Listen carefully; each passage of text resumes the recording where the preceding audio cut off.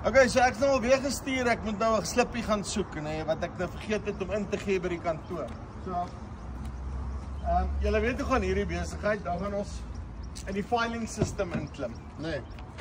Right, so, julle ek weet hoe lyk hy gewoonlik, en die hele lot, ons kyk nou maar eers gou vinnig, ja, hulle lê nou al 'n rukkie daar, en natuurlik kyk hoe lyk hy nou weer, nee. So, hy's useless. Hy seker dan al 'n jaar die binnekant of 6 maande iets in hierdie koers. Hoe kom jy by hierdie goed verby? So daai ene, jy gaan belasting betaal op hom en sorry, is nou maar soos hy is, nê. Of jy kan hom nie terugklim nie. Gelukkig, raai wat dit ons vir julle. Farm slip, papi. Okay, hoe werk hierdie besigheid? As jy jou goed gaan ingooi, byvoorbeeld jou slippie, kom ons vat nou maar sommer jou slippies. Ons het hierdie ding vir julle heeltemal oorgedoen. Nuwe app, werk uitstekend. Hy het ook nou 'n trip logboek by. Okay, so letterlik scan jou petrol slippie, sit jou oudo in en dan wys hy vir jou van slippie tot slippie wat jou trip was, die hele lot. Jy kan sommer net vir hom daarin sit.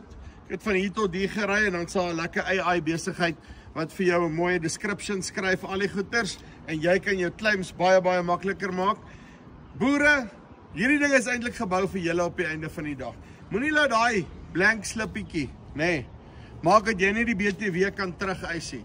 Soos wat jy die goed koop, snap hom, jy gee hom vir jou voormanne, ouens wat vir jou werk, die hele lot, en mamma gaan baie gelukkig wees, want sy kan sommer daar aan die agterkant sit, en seker maak, dat al die goed reg is. Jy kan reports trek op jou, wie wat spandeer het, die hele lot.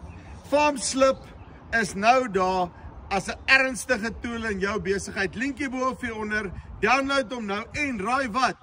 As jy hom download en 'n jaar subskripsie vat op die premium package aan die einde van die jaar toe, stuur ons vir jou 'n bakkie braai, nê. Daai ding is awesome. Dis die perfekte Kersfees geskenk.